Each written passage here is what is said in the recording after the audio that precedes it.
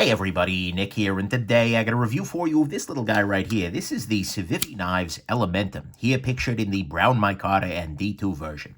First off, though, I want to thank very much my buddy Chris for sending this guy along. It's a very interesting little knife, and I'm glad I got a chance to check it out, so thank you for that, Chris. Next thing, let's do a size comparison real quick. Here it is against the Spyderco Knives Delica. Here it is against the Ontario Rat number 2, and so we can see here actually the blade length, effective blade length, is almost identical. Frankly, blade profile ain't so far off either. So there you go, and then here it is against the Spyderco PM2 and against another Civivi knife, in this case the Civivi Praxis. So you can see here this is not a small knife, but it's actually a substantially good one.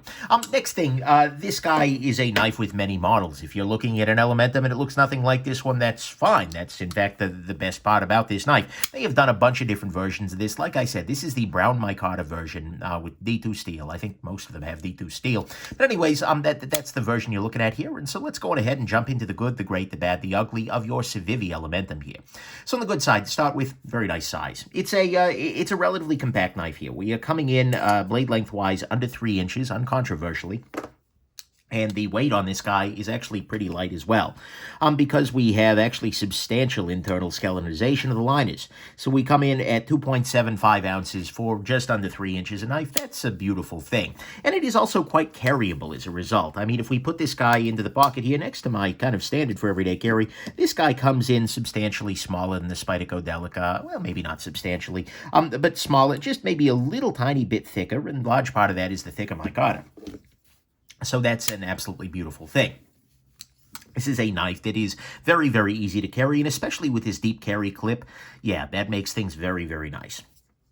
So that's good. It's a very carryable knife. Next thing, there are 2 possible grips on this guy. You can choke back a little bit more, and in that case, you get a little bit of a hot spot off the clip here, but or you can actually choke up and use this little flattened area here as a bit of a finger choil. It's not necessarily a dedicated finger choil, and if you move forward on it, you might end up finding yourself onto the blade, but this gives you a passable secondary grip, which can be a very nice thing. Next thing, the fit and finish on this guy are actually quite good for being a random Chinese knife. I mean, you can see here, and that's, by the way, slightly unfair, but you can see here there's a very nice hollow grind on this blade here.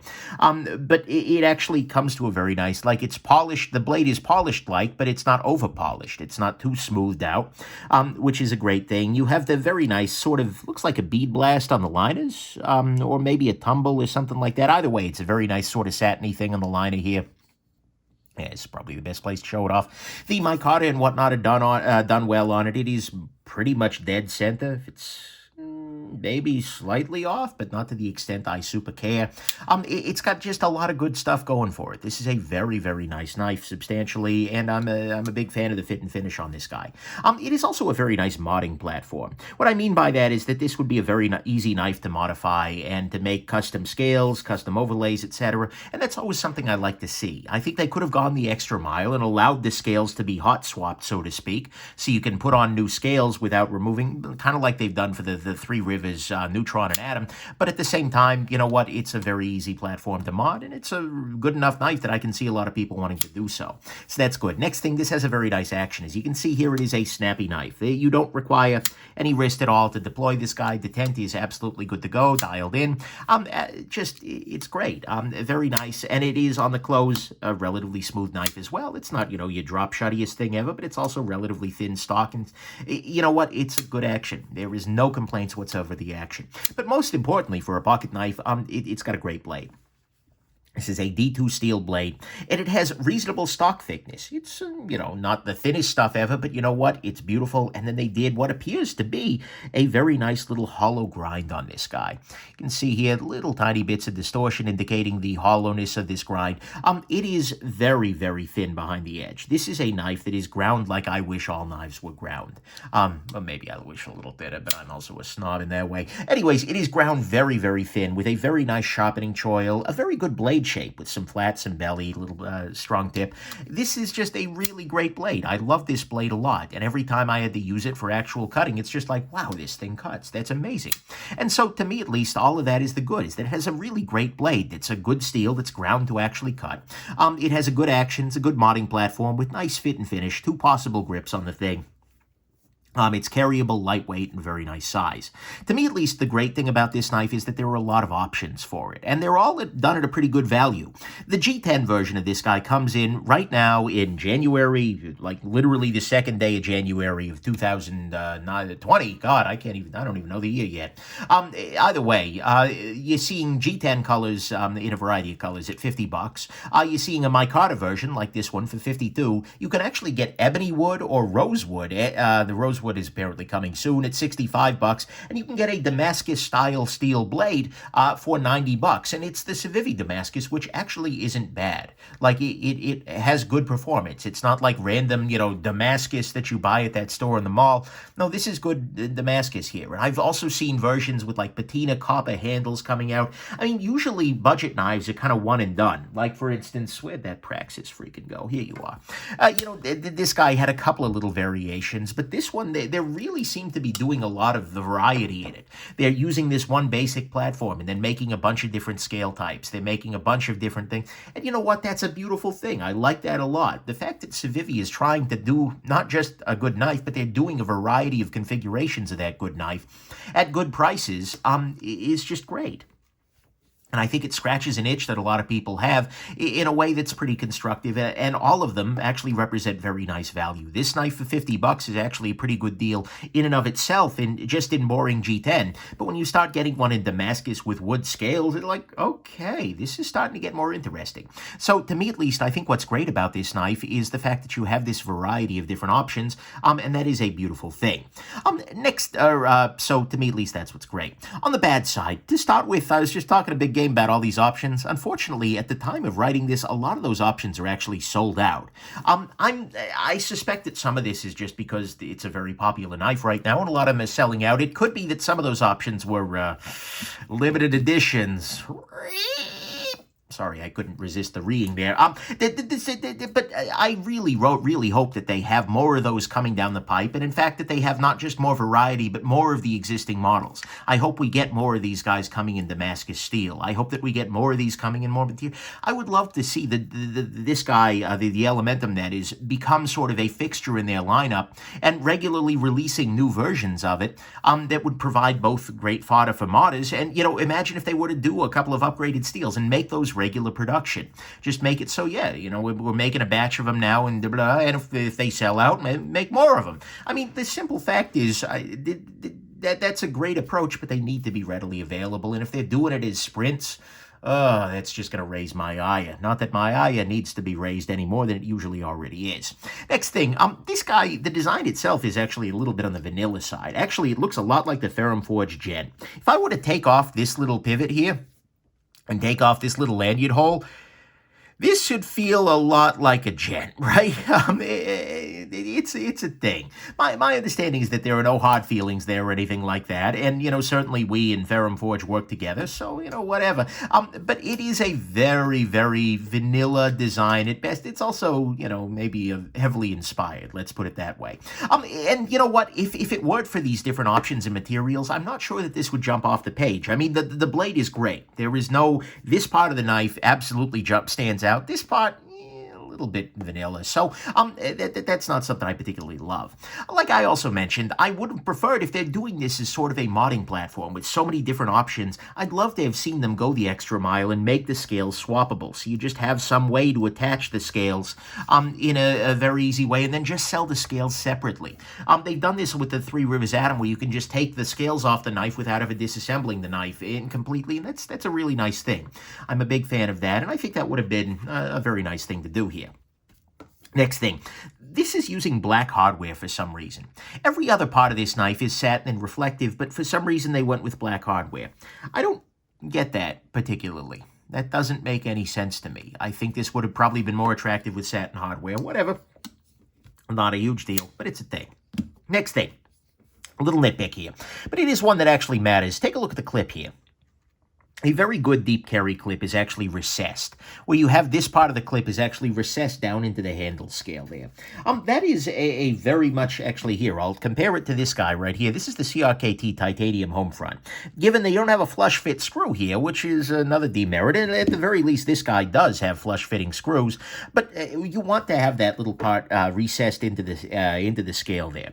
I can understand a little bit that, okay, well, maybe then they'd have to be milling into the micarta. Maybe the micarta won't go that thin, but that is definitely a demerit on any deep carry clip because your pants are going to snag up against that every time you do it. So there you go. Next thing, this is using shadow boxed liners. Basically where you have the scales are a little bit below. Basically the scales are slightly smaller than the liners on all sides. So you end up with a little bit of metal sticking up to all sides of the scales. This makes it very easy to not demand as much precision from the scale making, but unfortunately, in my experience, those are never an ergonomic win. Because as you're gripping onto this, you have two, relatively thin areas that your thumb is going up against. Two relatively, and the liner here is higher than everything else. So ergonomically speaking, it's not the best knife ever. It's not terrible. I've held much worse. But, shadow boxing the liners is never a great thing in my, well, okay. Well, for me at least, it doesn't look good to start with. And honestly, I think this is an area where they're working to really highlight the scale materials. Why are you doing it this way? And finally, actually, that brings me to this lanyard hole thing.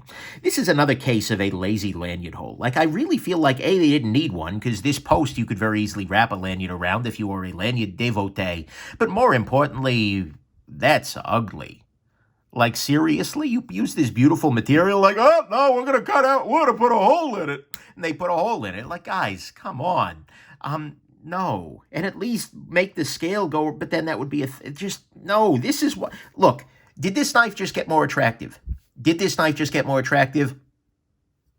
Yeah, it did. So, to me at least, that's this lanyard hole is just ugly, and I would hope any aftermarket scales just go right over that and fix that problem altogether.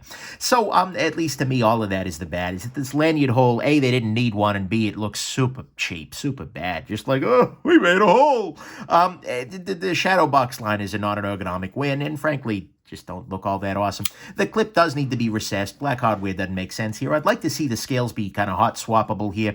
It's getting hard to find these different options, and it looks very, very vanilla, as it is. Nothing ugly here, so let's go to the final conclusion. Final conclusion. Honestly, at some level, it is an excellent knife. I mean, 2 years ago, this would have been like, oh my God, amazing. And frankly, it's still really good. I mean, it's a good size, a nice weight, nice finishing, good action, great blade, awesome selection of choices, and it's a pretty reasonable price. I mean, $50 for, frankly, $52 for this. That's good. That's really solid value right there. It is a very vanilla design, and a little derivative, it feels like. It's hard to find the fun options. Black hardware is weird. The clip needs recessed. Shadow box liners aren't great for the eye or the hand, in my opinion, and the lanyard hole is ugly, just saying, it's prettier now. But overall, honestly, I'm pretty impressed. I'm happy with this knife. I mean, not only is it a good carryable knife, a very excellent cutting tool with a great grind, and honestly, that remains pretty rare in the market, especially on the budget side. I mean, getting a good hollow grind on D2 and in a budget knife, that's not common yet still. So I think it is a very solid choice for anybody. If you're just looking for a pocket knife and you want something, and this is within your price range, and you like the style, I am not going to turn you away from this guy. This is a very, very nice choice. But honestly, above and beyond that, Civivi's done a really nice job in making a budget knife that has a variety of interesting and collectible variants.